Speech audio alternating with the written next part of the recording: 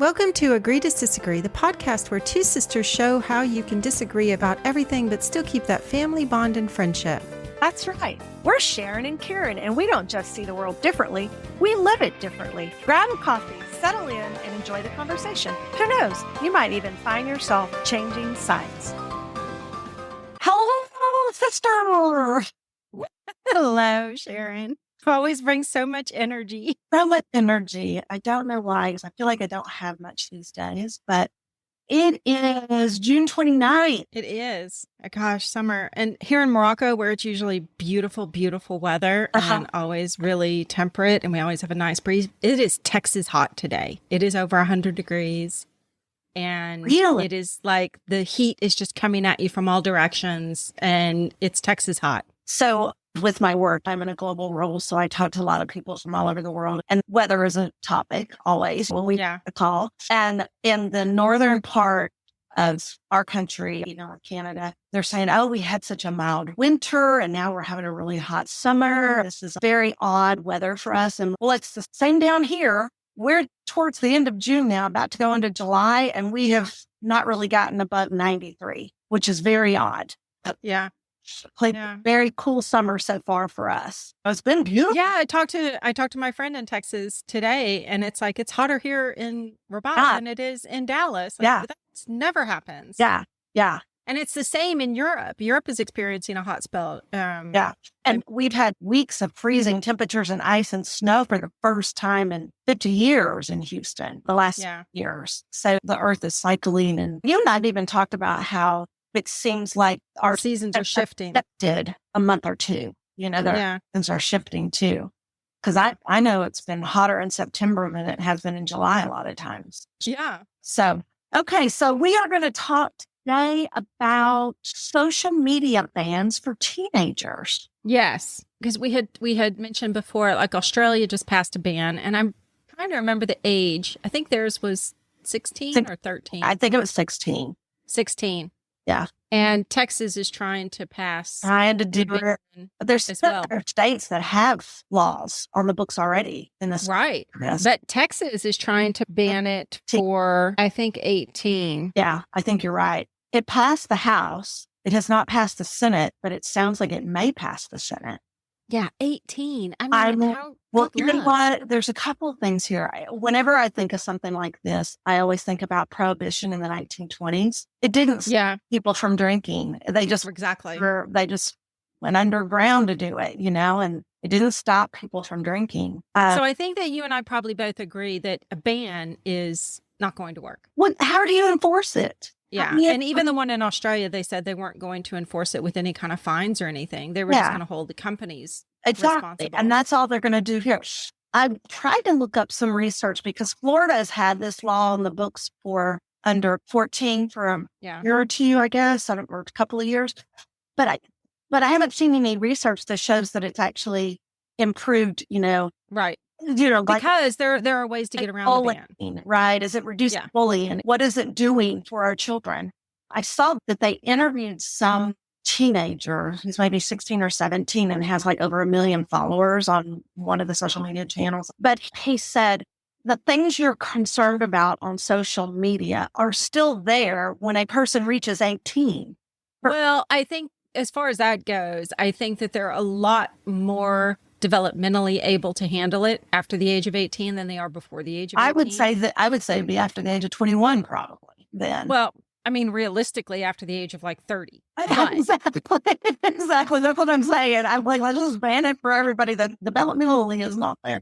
But once you get out of high school, the things that you worry about in high school, you don't worry about as much when you're out of high school. Exactly. It's in that confined environment and that's more emotional and mental health developmentally. Right. But also if you can join the military at the age of 17, 18, but you're not allowed to drink, how come you're mentally stable enough and developed enough to join the military and fight for a country, but you're not stable enough to have alcohol or make a decision on whether you want a tattoo or, right. it just, I don't know. It just, I just think they're ever going to be able to enforce it. And I don't think it's going to be enforceable, but I do think that there is a crisis. So what do you think they should do to address the issues surrounding us, the mental health issues? I think it keeps coming back to, I said, unfortunately, which is really the wrong word to say. I think it's the parents. You've got to be involved with your kids' lives, and you've got to stay on top of what they're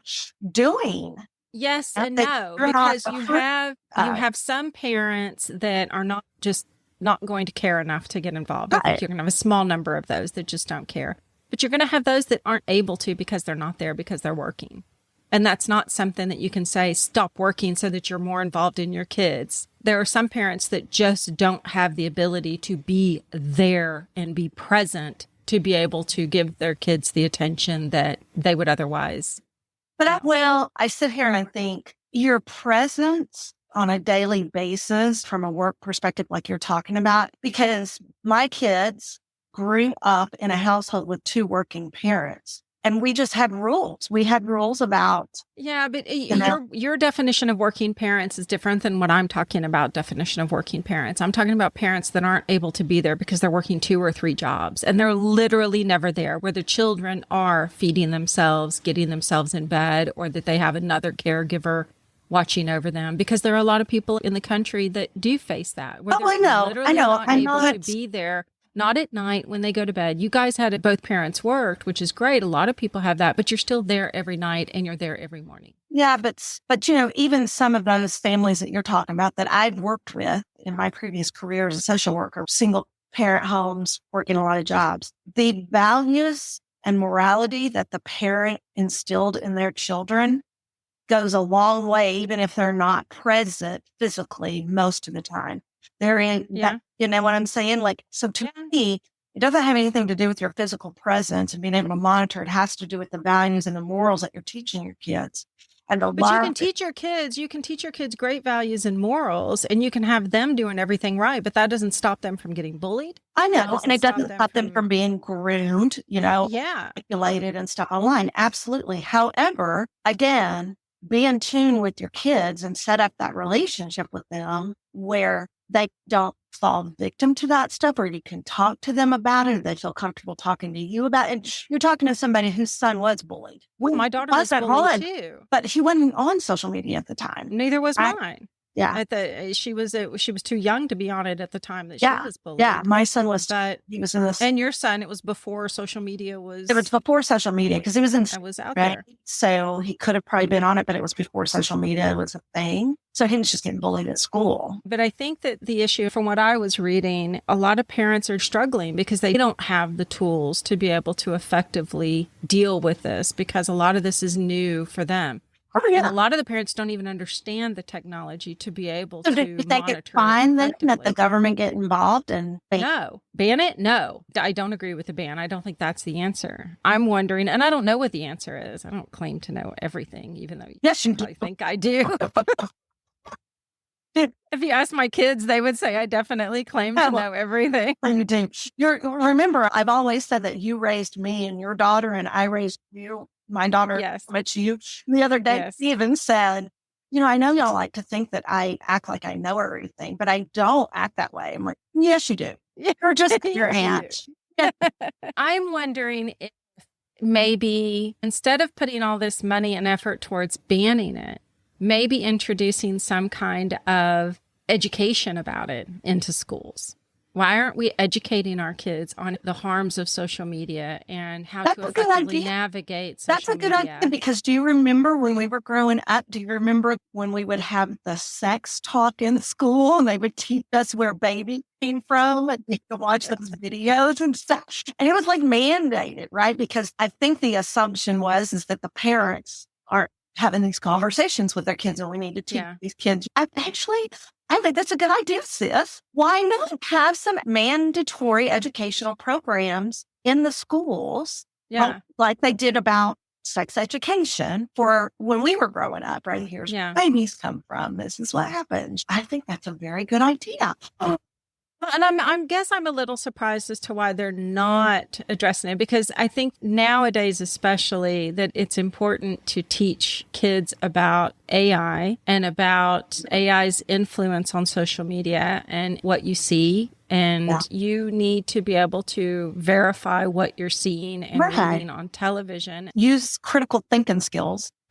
Yeah. And if someone sends around a picture of you doing something to your friends, don't automatically believe it, number one. But also, what are the ramifications about bullying? Because I think that they already do small things around bullying, and they have no bully policies they have in place.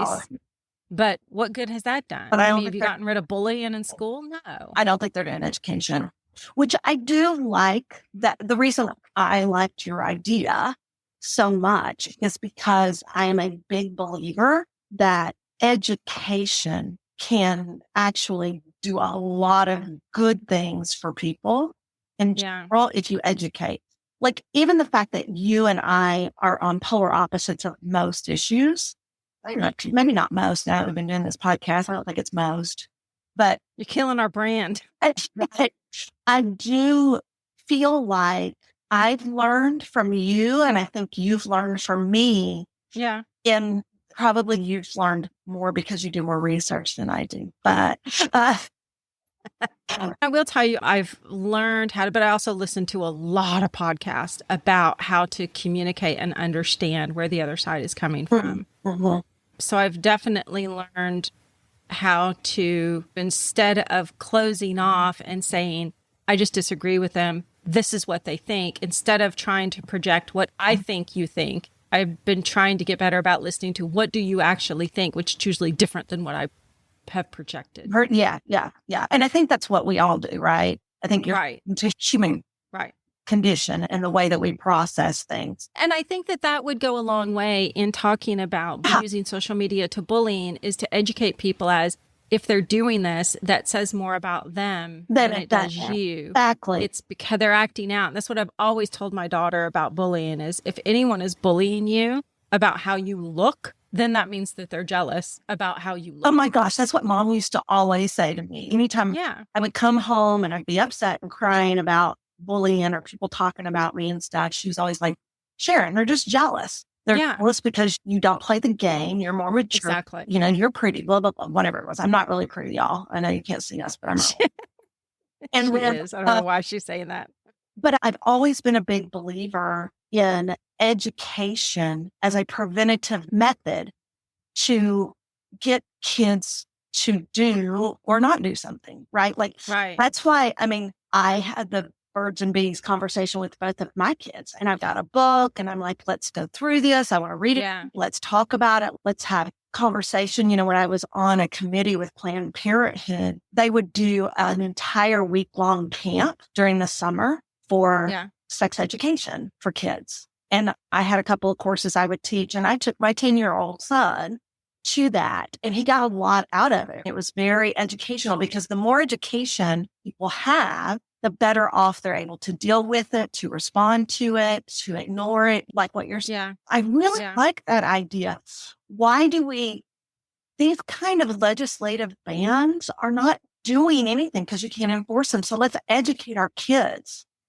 And at the same time, educate the parents. Because the parents that are looking for someone to do something. I did see some stuff that Meta has been doing since 2023 that shows teens a notification when they spend 20 minutes on Facebook. Teens don't care about that. No.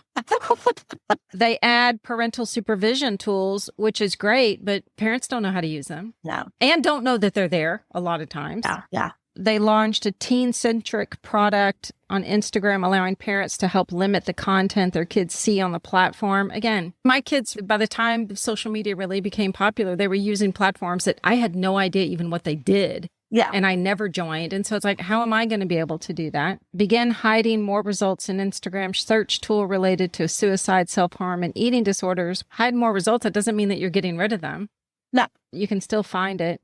Nighttime nudges that encourage them to close the app. All of this is just going to be completely ignored by the teen. If the legislators wanted to do something for the parents, they would make something that is directed to the parents that shows them, or they can push a button and say, this is what I want to control for my kids across all social media platforms that you manage. Yeah. Yeah. And this is what it's going to do. And you put in the criteria of what you want to control. Monitor, and it's like control or monitor. And it's a push of a button. Yeah. Because otherwise you have to go in and learn all this stuff. I created a brand new app. Someone's going to take it and make millions because I have all these great ideas and none of them ever seem to take off. I know. But that would be a really good app. Like if you could just, on your phone, as a parent, open the app and see not only the analytics of what your kids are doing on all these platforms, but also it could maybe highlight or red flag certain things to say, hey, I need to talk to your kid because... Now, that would be helpful for parents, that right there. An app that shows them these are summaries of the topics of pages that your kid is following. Yes. That is a golden app idea right there. Right there. We copyright that idea right there.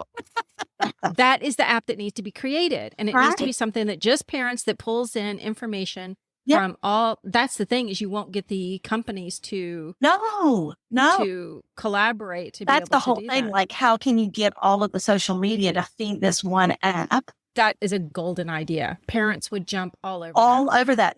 I've heard that there is an app that parents can download and it connects to kids' cars and it will let the parents know if the kid is driving erratically or if they're speeding, I think, or something like that. Now the app, the app that I use to track my kids, because I started doing that when my daughter went off to another country. And if they're in a vehicle, it will show me the speed that the vehicle's going.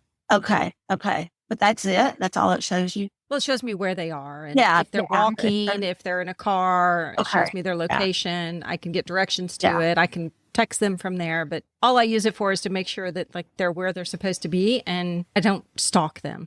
But so that's interesting. It made me think about when my kids went off to college, we had cell phones. And I remember being very cognizant to not text them or call them every day or even every week. I didn't want to know their class schedules. I didn't know what they had going on. And then I was finding out through conversations with my husband that he was like talking to them almost daily. And I'm like, why? And he's like, why not? I said, because they need to spread their wings. One of the things that I really enjoyed about going off to school is that my mother and father could not get a hold of me unless I was in my room next to the telephone, phone. And now our kids are so accessible, but how are they going to learn how to fly and leave the nest if we're so connected to them on a daily basis? So I think that they're still doing it, though.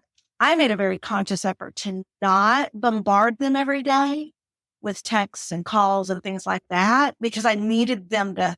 But my husband was not like that. He's like, no, I'm going to call him. I'm going to check on him. And like, mine neither. And I think it's a father thing because my husband's like, you didn't talk to him today. You didn't talk to him today. And I'm like, no, because they're fine. I can see. But for me, it really helps. I was pretty good at not bothering her all the time when she was gone. With my son, it helps me to be able to see if I can see that he is around campus, then I don't bother him because I know he's probably in a class. Yeah. So if I can see that he's at home, then, okay, I'm free to text him because he's probably not that busy. Yeah.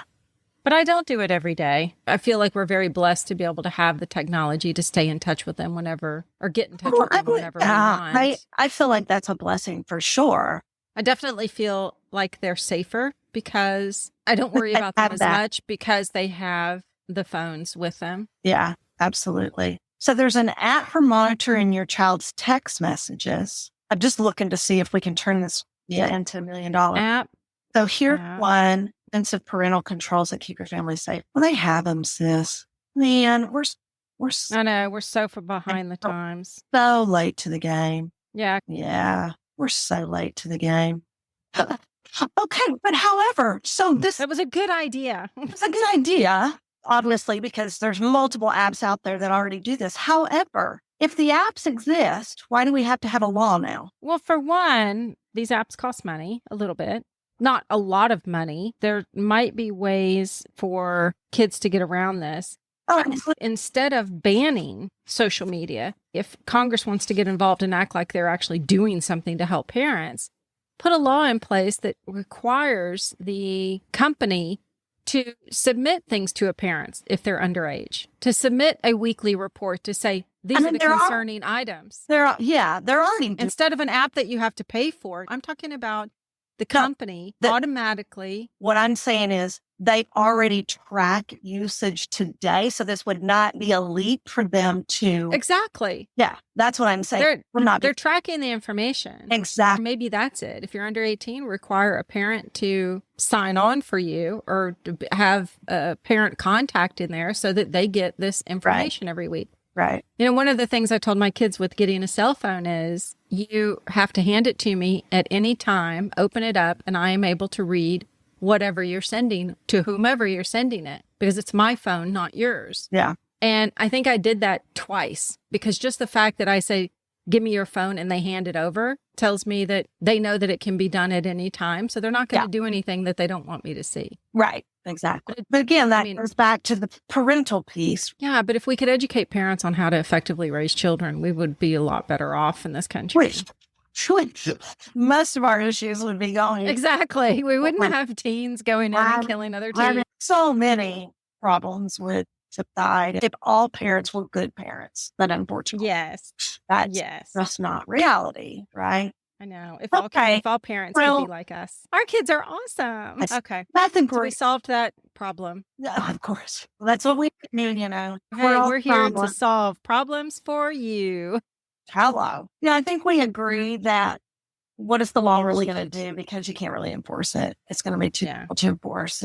And it'll probably pass. I think it's going to pass. They're saying it's probably going to pass the Senate. And then legislators can say, yay, look, we did something. Look what we did. You did something again that didn't accomplish anything. That didn't accomplish anything that you can't enforce. Maybe just make more accessible the apps for parents to monitor. I think that they should require the companies, instead of a ban, just require something to be. But there's some kind of red alert or red gets sent out.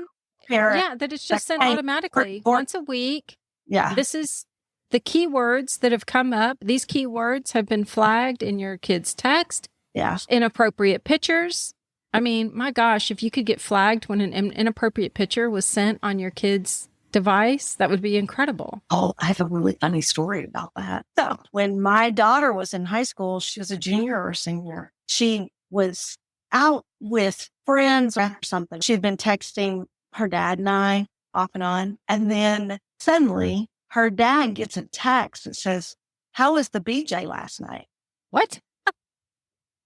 My husband came running to me and said, did you see this? You need to have a conversation with our daughter. What the heck? Did it come from her phone? Yes. Oh my gosh. From her phone to her daddy's phone. Oh my gosh. And it to the wrong person. Oh my gosh. And so we confronted her. Like, that was meant for this girlfriend of mine. Oh my gosh. It wasn't just like how it was supposed to be. How was the DJ? No. It was supposed to be sent to a friend of hers asking how did it go last night with the BJ that you did for somebody. Oh my gosh. Oh yeah. So more into the story. Parents, pay attention. I know. I had this friend of mine that was just telling me that her younger one, when she was like 6 years old, had a tablet and went to a friend's house for a play date. The woman knew the little kid's mother really well. And her daughter came home that day and her husband was looking on the tablet and saw that there were a lot of porn sites that had been visited, specific porn sites, not just general, like specific. And he's like, there's no way a 6-year-old would know to type these things into the prompt. Like he was able to look up what the prompt was. And so they started talking to their daughter.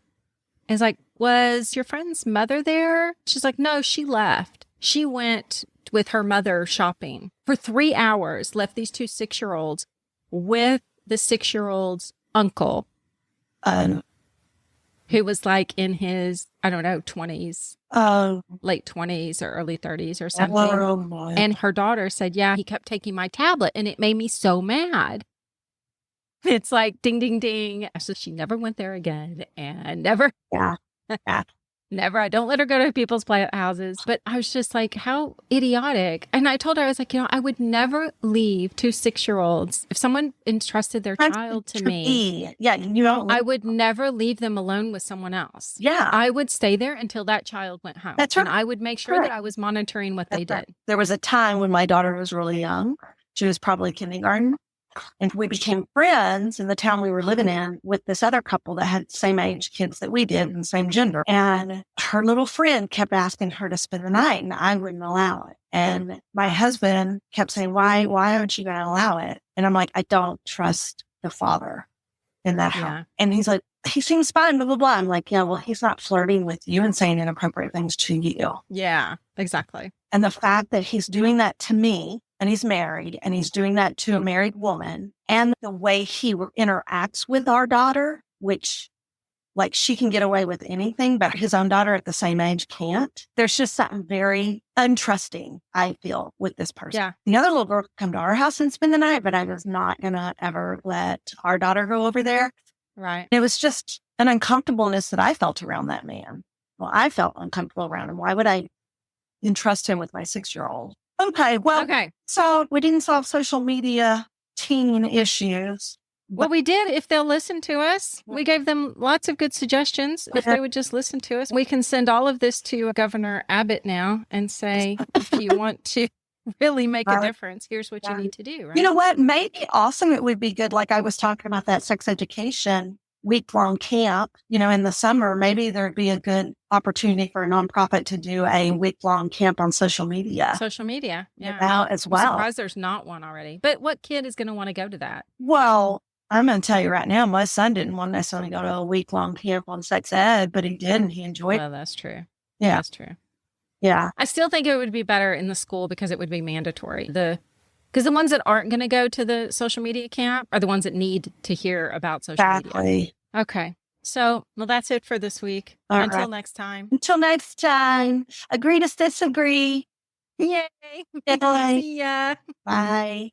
That wraps up today's show. Thank you so much for tuning in. If you enjoyed the show, please leave us a rating and review. It helps us improve and get the word out. Reach out to us on Facebook and Instagram or shoot us an email at agreetodisagree@gmail.com. Let us know what you think, what topics you'd like us to cover, or any questions you might have. Thanks again for tuning in, and we'll see you in the next episode.